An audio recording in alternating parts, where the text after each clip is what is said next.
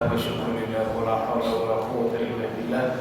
Wassalatu wassalamu ala sayyidina Muhammad bin Abdillah wa ala alihi wa ashabihi wa man wala amma ba'du.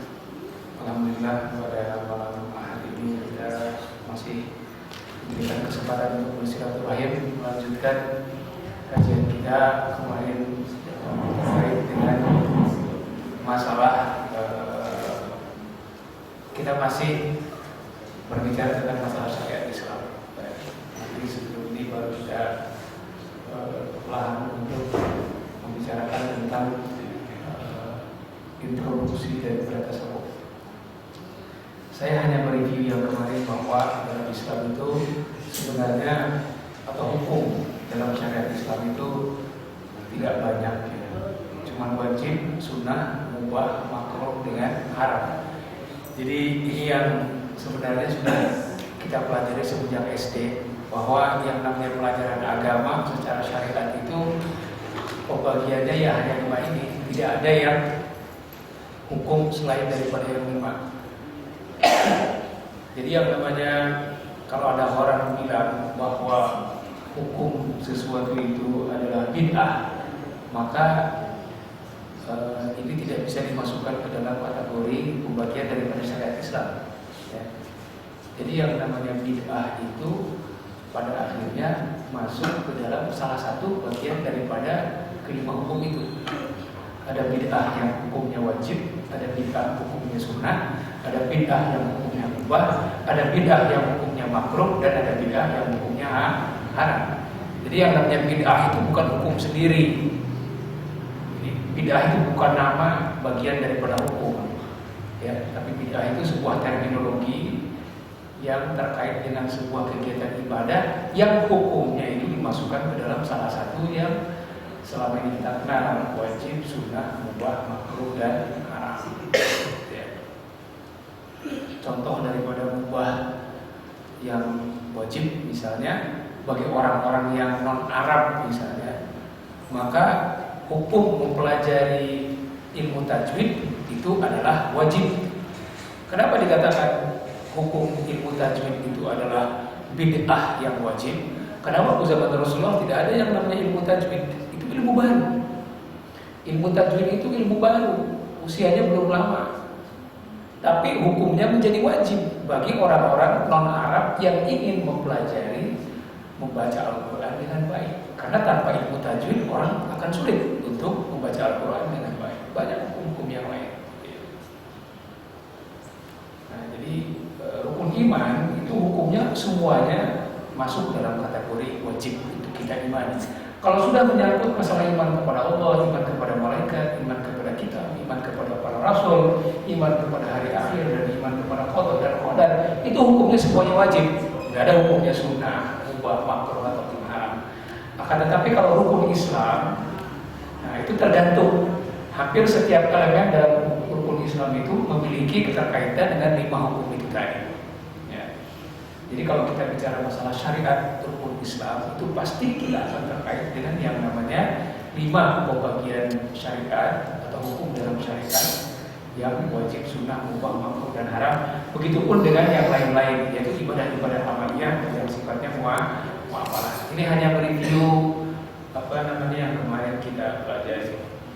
Nah, kemudian dalam slide berikutnya, nah itu tingkatan, sekarang kita mempelajari tingkatan derajat orang yang beribadah, tapi sebatas tapi masih dalam koridor syariat. Ini belum masuk ke dalam koridor hakikat, ma'rifat ataupun tarikatnya. Ini berdasarkan hadis Rasulullah SAW. Kalau saya bacakan terjemahan bahwa kemudian aku turunkan kitab kepada yang aku sucikan dari hamba-hambaku. Jadi di antara para hamba Allah yang beribadah itu ada yang menzalimi diri sendiri, kemudian ada yang muqtasid, dalam bahasa Arab dikatakan muqtasid, yaitu melakukan kebaikan dan sedikit keburukan, kemudian ada yang mengutamakan kebaikan.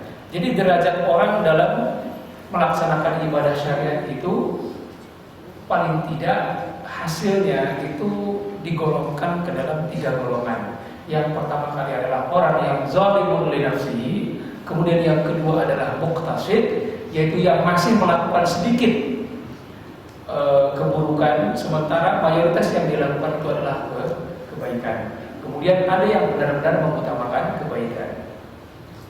Jadi kalau saya gambarkan masih kembali kepada hukum yang 5 itu, maka yang menzolimi diri sendiri, nah ini yang menzolimi diri sendiri itu adalah masuk ke dalam makom yang ketiga, yaitu melakukan sebagian daripada yang wajib. Jadi yang masuk ke dalam kategori orang yang menzolimi sendiri itu yang seperti apa?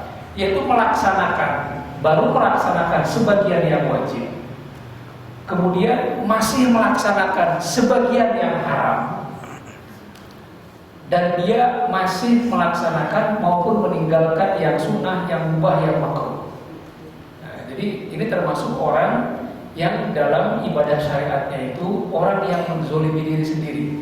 Jadi yang menzolimi diri sendiri itu ibadah wajibnya itu baru separuh. Mungkin sholatnya full 5 waktu, tapi zakatnya tidak.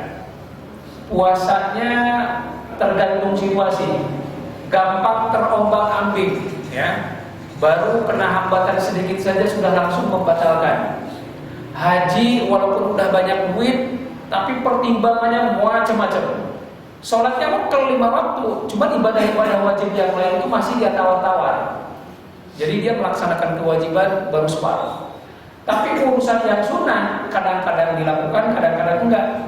Yang mubah juga kadang-kadang dilakukan, kadang-kadang enggak. Yang makruh juga masih banyak dilakukan. Yang rokok, yang macam-macam. Yang haram juga sebagian masih nyerempet-nyerempet dilakukan. Ini kalau misalnya kita memasukkan kategori merokok itu makruh.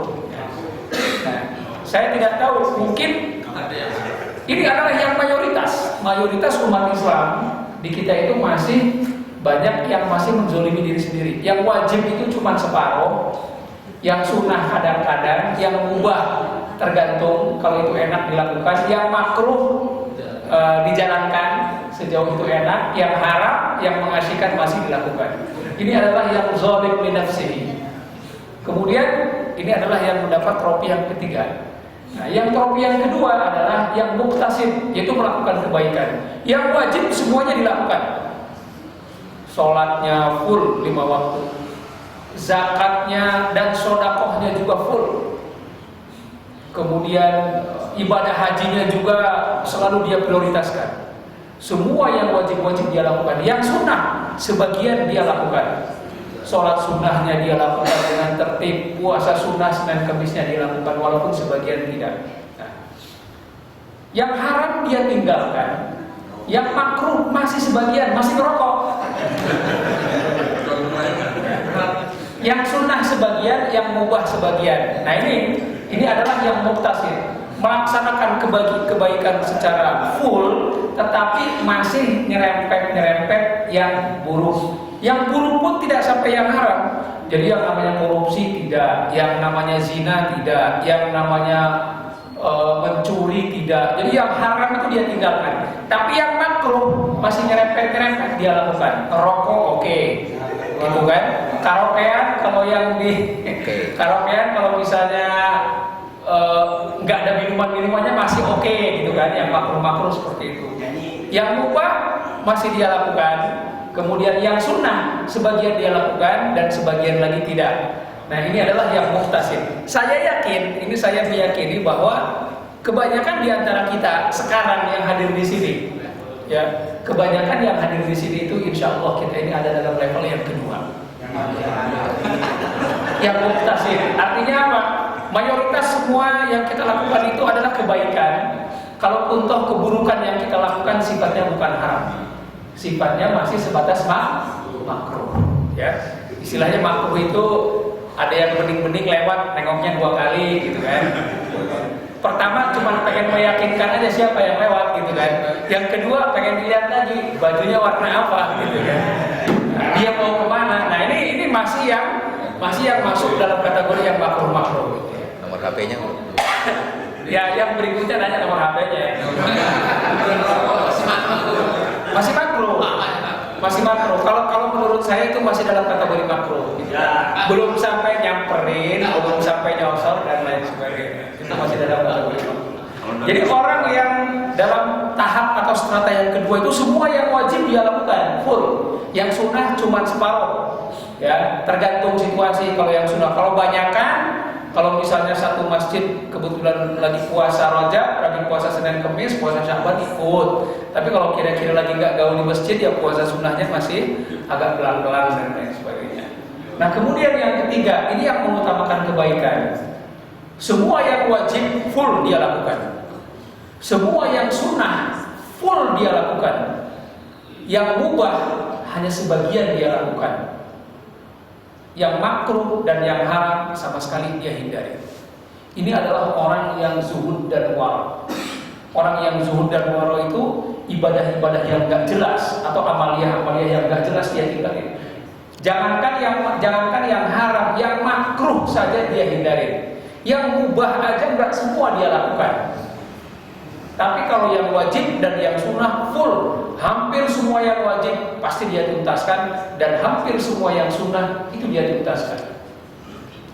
Nah, ini adalah yang ditarget oleh orang-orang thariqah. Jadi yang namanya ilmu tasawuf itu mendidik orang untuk menaikkan kuadran ibadah syariatnya dari yang tadinya kita termasuk orang yang menzolimi diri sendiri, kemudian kuadrannya naik menjadi orang yang katakanlah muqtasid. Masih sedikit ada keburukan yang dia lakukan. Kemudian target yang terakhir itu adalah semua yang wajib dia lakukan, semua yang sunnah dia lakukan, yang mubah sebagian dia pilih-pilih. Ini target orang tasawuf tuh ini. Ya, Pak. Nomor 3, secara matematis masuk surga harus dipakai. Nah, ini sebenarnya secara tidak langsung termasuk ini semuanya masuk surga. Ini semuanya dijamin masuk surga. Jadi ini hanya masalah timing. Ada di luar dan di dalam. Enggak, ini masalah timing, Pak. Jalannya beda kelihatannya. Jalannya ada kemungkinan dari pintu yang sama, cuma timingnya, Pak. Nah, kalau yang punya trofi pertama, yang nomor 1, itu masuk surganya duluan. Dia nggak mampir dulu di neraka, nggak mampir dulu di tempat di mana dia harus mencuci dosanya. Nah, yang kedua, karena masih ada merahnya dan masih ada yang kuningnya, masih mampir. Cuma karena merahnya itu ada di makruh, mungkin mampirnya nggak begitu lama. Ya paling sekitar 1000 tahun. Nah, yang jadi persoalan ini yang ketiga. Yang ketiga itu merahnya itu ada dalam strata haram. Nah, ini sebenarnya yang membuat kita ini lama untuk sampai ke surga. Kalau misalnya sebagian daripada kaki kita itu ada di level merah yang haram, ya, dan makruhnya juga full. Semua yang makruh dilakukan. Semua yang makruh dilakukan. Yang haram juga sebagian dilakukan. Jadi insya Allah kalau kita ini dalam melaksanakan syariat ada di dalam kategori 1, 2 ataupun 3, kita semuanya masuk surga. Cuman ini masalah timingnya saja, siapa yang duluan, gitu saja. Saya pun belum tentu, mungkin saya juga di nomor 4. Nah, yang nomor 4 di sini tidak masuk. Yang nomor 4 itu yang wajib tidak dia lakukan. Ya otomatis kalau dia tidak melakukan yang wajib, artinya apa? Tidak ada syariat yang dia lakukan, maka dia tidak dimasukkan ke dalam kategori orang muslim dan mukmin. Kenapa saya tidak memasukkan ke dalam kategori yang keempat? Karena yang keempat itu wajib tidak dia lakukan sama sekali. Ya, yang dia lakukan cuma yang haram dengan yang makruh. Ya Pak. Ini dimensi waktunya.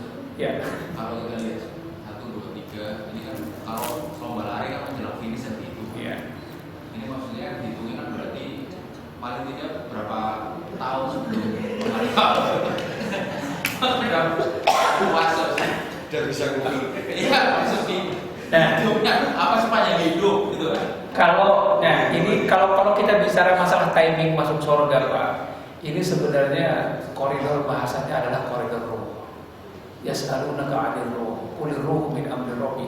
Kenapa saya katakan masalah ruh? Karena kalau sudah ngomongin dimensi akhirat itu bukan dimensi fisik. Sehingga ketika Al-Qur'an itu kan sering menggambarkan bagaimana indahnya sorga dan bagaimana bengisnya neraka. Sehingga dikatakan bahwa yang namanya sorga itu 70 tahun dari perjalanan jalan kaki saja baunya sudah kecium. Dan sebaliknya, neraka itu 70 tahun perjalanan jalan kaki, itu neraka itu baunya sudah kecium. Itu hanya sebuah metafora betapa indahnya surga dan betapa nistanya neraka. Tapi sekali lagi ini adalah dimensi ruh, bukan dimensi fisik. Artinya perjalanan, ini mohon maaf, perjalanan yang kita katakan misalnya perjalanan 70 tahun itu adalah perjalanan fisik orang di dunia. Ya, perjalanan fisik orang di dunia. Tapi kalau sudah berbicara masalah perjalanan ruh yang tidak terkait dengan masalah fisik, maka pasti beda. Artinya apa? 70 tahunnya alam ruh itu berbeda dengan 70 tahunnya alam fisik. Wallahu a'lam bishawab. Karena kalau kita baca dalam kitab judulnya Kitab Ruh karangan Ibnu Qayyim al-Jauziyah, murid daripada Ibnu Taimiyah, dikatakan bahwa yang namanya roh itu memiliki kemampuan berpindah dari satu tempat ke tempat yang lain dengan kecepatan yang luar biasa. Nah sekarang yang namanya, makanya di sini ada khilafiyah, ada dua perbedaan pendapat terkait dengan masalah Isra Mi'raj. Ketika Rasulullah SAW diisrakan dan dimi'rajkan, itu apakah ruhnya atau jasadnya? Sebagian besar ulama mengatakan bahwa yang dimi'rajkan itu adalah ruhnya. Sehingga apa? Secara nalar itu kalau ruhnya yang dimi'rajkan itu memiliki kecepatan yang luar biasa. Dalam satu malam dia bisa dari Mekah ke Palestina, kemudian sampai ke Sidratul Muntaha dan balik lagi. Perjalanan ruh memungkinkan orang melakukan perpindahan tempat yang sedemikian jauh. Jadi kalau misalnya dikatakan kapan waktunya, ini waktunya itu bukan waktu dimensi fisik. Ini waktunya bukan waktu 3 dimensi, tapi waktunya waktu 2 dimensi. Itu waktunya ruh. Berapa lama wallahu a'lam. Ya, kalau menurut hitungannya hitungannya kehidupan dunia, mungkin hitungannya lama. Tapi kalau misalnya kehidupan yang kita lihat itu adalah dimensi ruh, maka wallahu a'lam, karena yang disiksa, yang masuk neraka, yang disiksa itu bukan fisik, itu ruh kita kan. Nah, contohnya begini Pak, ini saya berbicara agak sedikit melenceng, ini sedikit ngomongin masalah roh tadi ya. Sebenarnya maksud pertanyaan saya ini kan semuanya dengan saya. Jadi maksudnya katakanlah umur kita sampai 70 tahun. Nah, minimal atau maksimal. Nah, dihitung kita digolongkan menjadi 1, 2, 3, itu misalnya minimal umur 65 kita sudah masuk kategori 1, kita masuk 1 nih, lumayan kan? Tahun finish gitu kan. Atau kita di rata-rata, jadi kalau misalnya sepanjang 70 tahun itu kira-kira segini nih, yang hijaunya, kuningnya segini, tetap ada merahnya juga gitu kan. Karena pernah muda kan kita.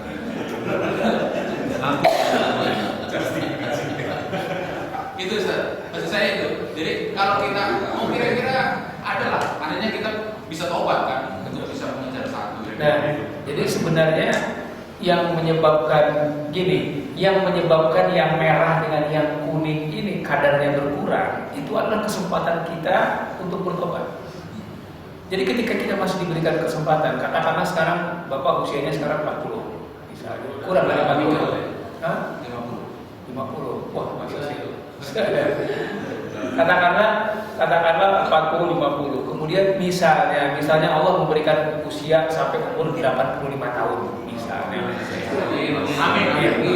Nah, tapi Bapak dari mulai akil balik umur 12 tahun sampai 50 tahun itu isinya dosa semua misalnya. Selama 38 tahun itu isinya dosa semua. Dari mulai balik itu isinya dosa semua. Tapi dari usia 50 sampai 85 tahun isinya ibadah dan tobat semua. Maka walaupun katakanlah waktu kita melaksanakan ibadah itu hampir sama durasinya dengan waktu kita melaksanakan maksiat, tapi karena tobat yang kita lakukan itu benar-benar tobat yang nasuha, ya, makanya kenapa Allah Subhanahu Wa Taala melipat gandakan kebaikan itu sampai 10 kali, ya. Tapi sebaliknya melipat gandakan dosa itu hanya satu kali. Jadi orang kalau melakukan satu dosa, maka kelipatannya hanya satu kali dosa itu saja. Tapi kalau melakukan kebaikan, sejauh kebaikan itu menimbulkan efek yang sifatnya multiple, gitu ya, itu maka kebaikan itu akan dilipat gandakan. Apalagi kebaikan itu sifatnya didawamkan, ada efek yang kontinu, misalnya kan dilakukan oleh orang yang kita baiki, maka pahalanya itu kan selalu berlipat-lipat. Nah, kenapa dalam bertobat itu ada anjuran buat bi'is sayyi'atal hasanata tamhuha? Ikutilah perbuatan-perbuatan burukmu dengan perbuatan-perbuatan baik, niscaya itu akan menghapuskan. Jadi ketika kita melakukan katakanlah 10 dosa, mungkin 10 dosa itu bisa habis dengan satu kebaikan. Kalau kebaikannya itu memiliki efek yang multiple, karena bisa menghapus 10 keburukan yang sudah kita lakukan. Jadi ada kalanya satu kebaikan bisa menghapus 10 keburukan. Contoh, ini kan banyak hikayat, banyak cerita yang sering kita dengar, bagaimana mungkin seorang pelacur yang sepanjang hidupnya itu hidup penuh dosa, hanya karena dia memberikan minum ya kepada seekor anjing yang kehausan, dia masuk surga tanpa hisab. Itu sudah rahasia Allah. Artinya apa? Masuk surganya seseorang bukan karena pahala, Pak, tapi masuk surganya seseorang itu karena rahmat Allah. Itu ya, itu yang harus kita garis bawahi. Masuk surganya seseorang bukan karena pahala. Pahala dosa itu merupakan efek daripada kewajiban yang memang wajib kita lakukan sebagai seorang hamba. Seorang hamba ketika diperintahkan melakukan kewajiban, otomatis di sana ada efek daripada melaksanakan kewajiban, yaitu pahala. Dan sebaliknya, ketika dia melanggar kewajiban maka ada dosa. Tapi yang menyebabkan dia itu masuk surga bukan pahala. Yang menyebabkan dia masuk surga itu adalah rahmat Allah. Kalau sudah bicara masalah rahmat, ya Pak ya, kalau sudah bicara masalah rahmat, yang dilihat bukan kuantitas ibadah, tapi yang dilihat adalah motivasi dan ruh atau keikhlasan daripada ibadah. Nah, makanya kenapa tasawuf itu memiliki dimensi yang sangat penting dalam urusan syariat, karena tasawuf itu adalah yang mengisi roh daripada ibadah. Karena roh ibadah itulah yang nanti akan menarik rahmat Allah. Kalau kita melihat syariat dari sudut pandang katakanlah kuantitasnya, maka kita termasuk orang-orang yang menghitung-hitung pahala. Wah, sholat di Masjidil Haram sama dengan 40 tahun sholat di masjid yang lain gitu kan. Wah, berarti nanti kalau saya pulang habis saja nggak usah sholat aja. Nah, iya, dia nggak melihat yang membuat dia itu masuk surga bukan pahala sholatnya itu. Berarti wah, kalau itu umroh aja tiap tahun, ya setahun umroh sekali selama 7 hari sholat di Mekah misalnya kan. Setelah itu ketika pulang udah nggak sholat lagi selama setahun, puasa juga enggak. Karena Pak sholatnya sudah di-cover dengan sholat di Masjidil Haram. Nah, kalau orang melihat dari hitung-hitungan pahala seperti itu, maka ibadah seseorang itu akan kosong, nggak ada ruhnya.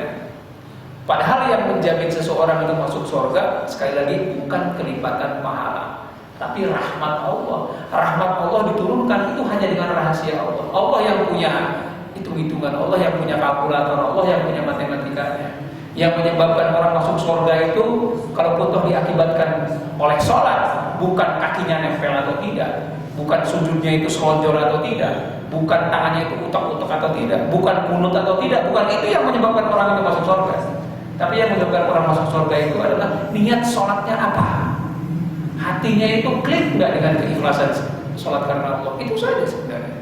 Nah, itulah orang yang kalau sudah ruhnya dalam melaksanakan ibadah itu lillah, nggak usah diajarin lagi bagaimana caranya dia menghindari yang makruh dan menghindari yang haram. Itu aja Pak. Orang kalau masih menimbang-nimbang hitung-hitungan dosa itu secara kalkulasi manusia, matematika, ya seperti itu jadinya. Sepanjang tahun dia bisa nggak sholat. Karena apa? Sudah sholat di Masjidil Haram. Kalau orang melihat ibadah itu dari kalkulasi pahala. Tapi kalau misalnya orang melihat ibadah itu dari ruhnya, bukan itu yang dilihat, gitu ya. Sekali lagi ini adalah tingkatan ibadah. Ini hanya sekedar menggambarkan kita ini ada di mana dan bagaimana caranya mencapai derajat yang pertama itu tadi, yaitu derajat orang-orang yang mengutamakan kebaikan. Ya silahkan. Mungkin di antara kita itu katakanlah ada yang di ujung kategori ketiga menuju kedua, artinya 25% masih ada di yang ketiga, tapi 75% sudah ada di yang kedua. Ada juga yang sudah full ada di yang kedua, ya. Tapi ada juga yang sebagian kakinya ada di tempat yang kedua, tapi sudah meranjak ke yang pertama. Di antaranya misalnya dia menghindari hal-hal yang mubah, walaupun dibolehkan tapi dia enggak. Yang namanya makan itu mubah, Pak. Yang namanya makan itu mubah. Tapi kalau seorang sufi, maka makannya seorang sufi walaupun makan itu mubah, dia akan hati-hati. Dia makan tidak akan berlebihan. Dia makan akan milih-milih dulu sumber makanan itu dari mana. Dia akan milih-milih dulu siapa yang memasak makanan itu, gitu. Sementara kalau kita ini kan makan hantam romo kan, kita nggak jelas siapa yang masak, kita nggak jelas duitnya dari mana, kita nggak jelas siapa yang ngasih. Tapi seorang tasawuf sebelum makan, walaupun makan itu mubah, tidak semua mubah dia lakukan, tidak semua mubah dia hantam. Ditanya dulu, ini makanan dari mana? Siapa yang mau beri? Sumber rezeki dia dari mana? Sumber rezekinya halal, ketika dimasak benar atau tidak? Ada unsur lain nggak yang kira-kira menimbulkan murka Allah? Misalnya ada zat-zat tertentu nggak? Ini dagingnya belinya di mana? Oh, di Giant, di Carrefour. Vendor yang suplai daging itu siapa? Oh, Indomuna. Yang punya siapa? Orang Kristen atau orang Islam? Orang Kristen yang punya. Walaupun yang tukang jaganya orang Muslim, tapi yang punya orang Kristen. Duit itu diurut. Sehingga seorang sufi untuk makan saja dia pasti akan urut asal usulnya dari mana. Karena apa? Prinsip seorang ahli tasawuf adalah saya dikatakan begini.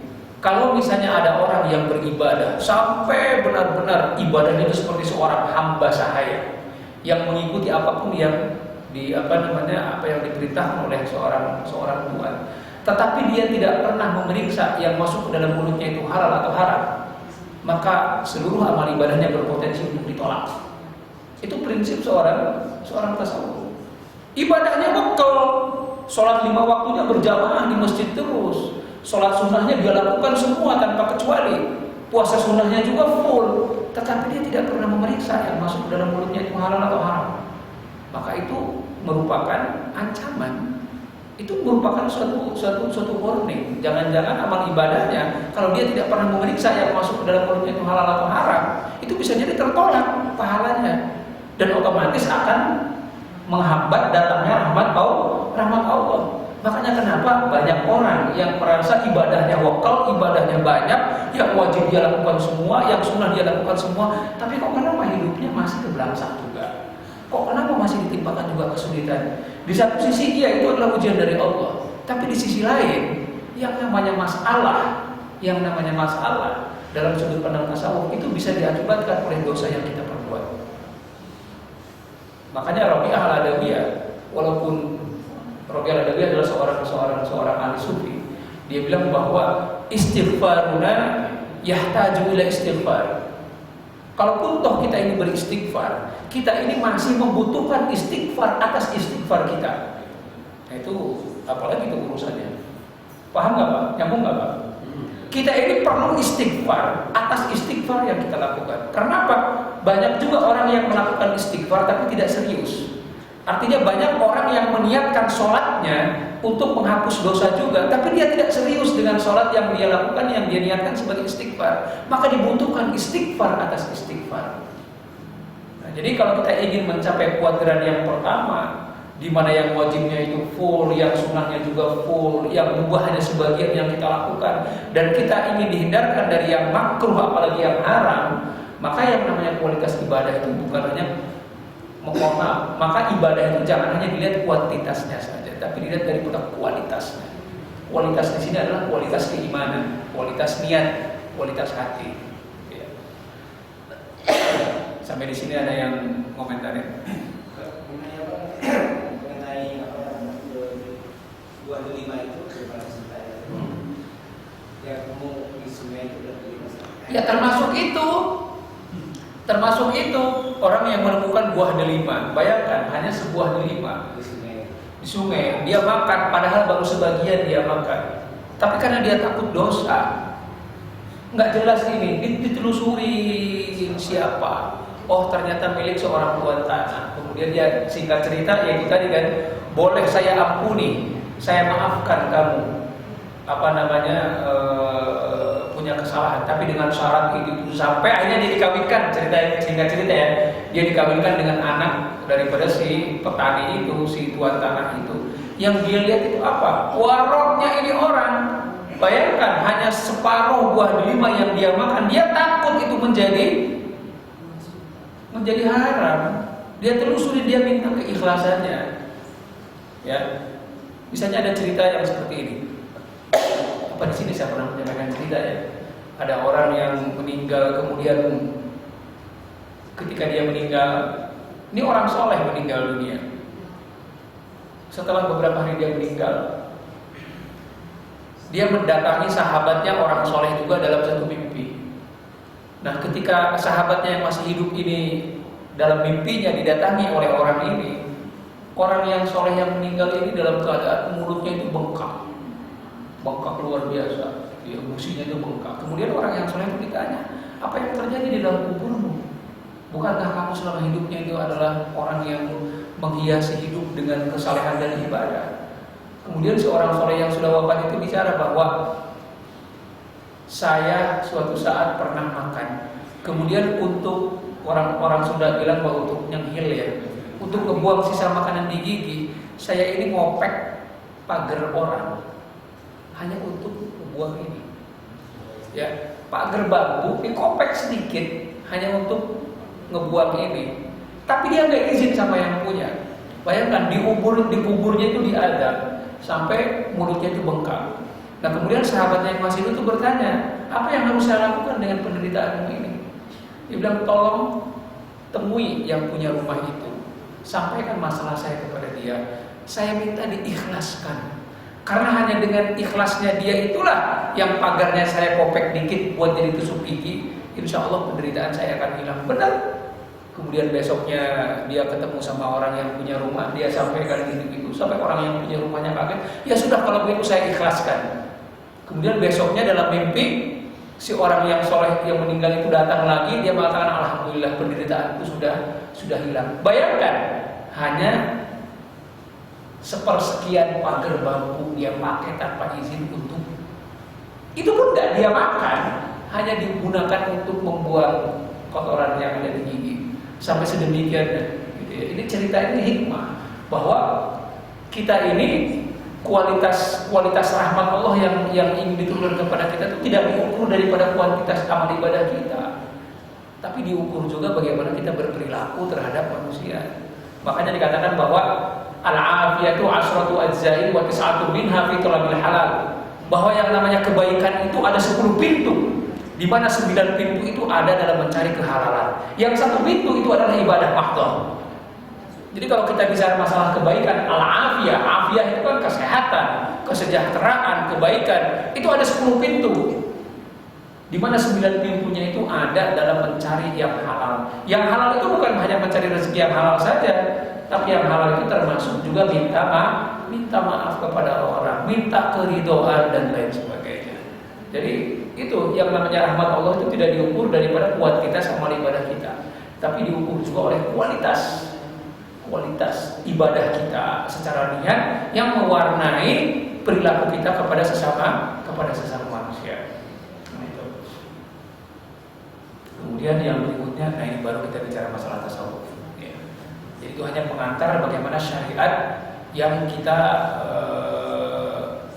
pahami dari sudut pandang tasawuf itu seperti itu. Definisi tasawuf. Arti bahasa dulu ya.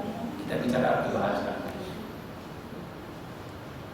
Tasawuf itu adalah diambil dari kata-kata sufi. Sufi itu berawal dari kata-kata suf, salah satu. Jadi ini adalah pengertian bahasa dari ijtihad para ulama. Suf itu adalah kain dari bulu, kain dari wol. Karena seorang sufi diibaratkan seperti kain wol yang dibentangkan, ya, yang dibentangkan dan kuat. Jadi kain wol itu yang diambil dari bulu binatang, itu kan memiliki kekuatan yang lebih daripada katun kan. kenapa wol itu lebih mahal daripada katun, gitu ya. Walaupun yang namanya silk, yang namanya sutra lebih kuat daripada wol, tapi diibaratkan bahwa orang-orang yang ahli tasawuf itu memiliki kekuatan spiritual, kekuatan mental. Ketika diuji hidupnya, dia itu akan selalu tegar, seperti dibentangkannya kain wol di tengah terik matahari itu tetap tahan. Tapi bisa juga dikatakan kenapa suf itu adalah kain wol, karena orang-orang sufi pada zaman dulu itu ciri identitas secara fisik, mereka kemana-mana sering memakai jubah yang terbuat dari kain wol.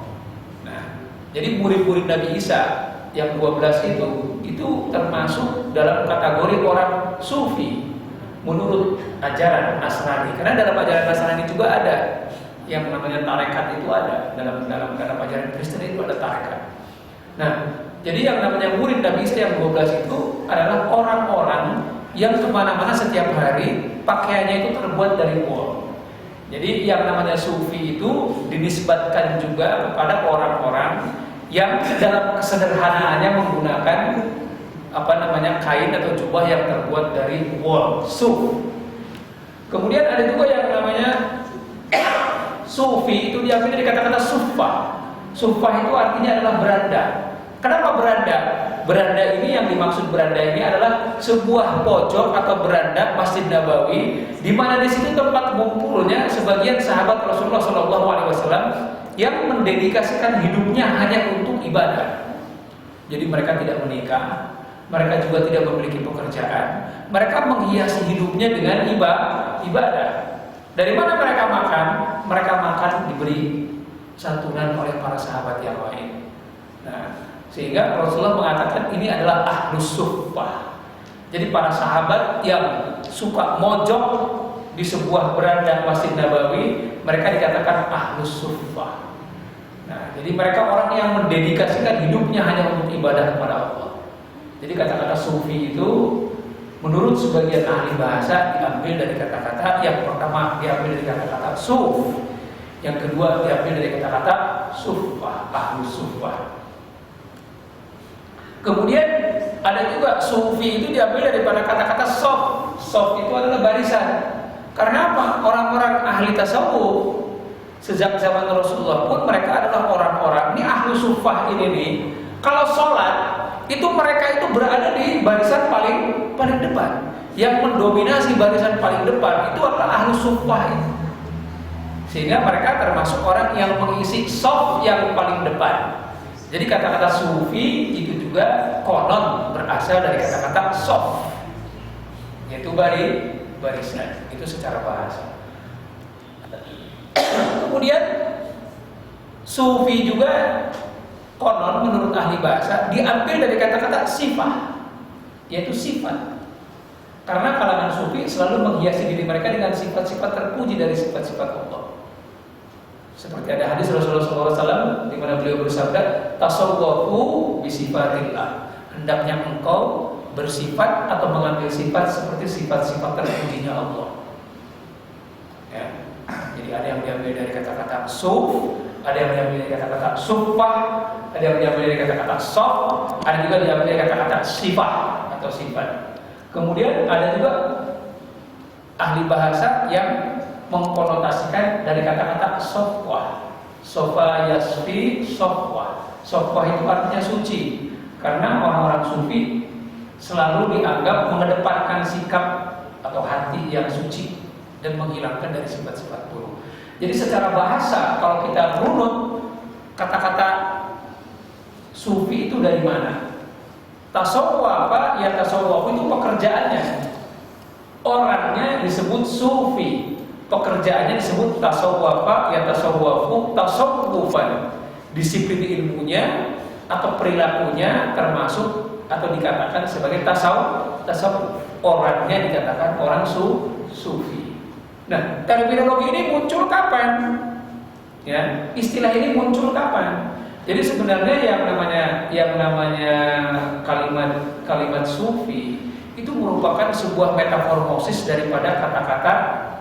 Kalau kita lihat ya, waktu zaman sahabat ahli ibadah selain Rasulullah tentunya, ahli ibadah itu memiliki predikat yang namanya sahabat.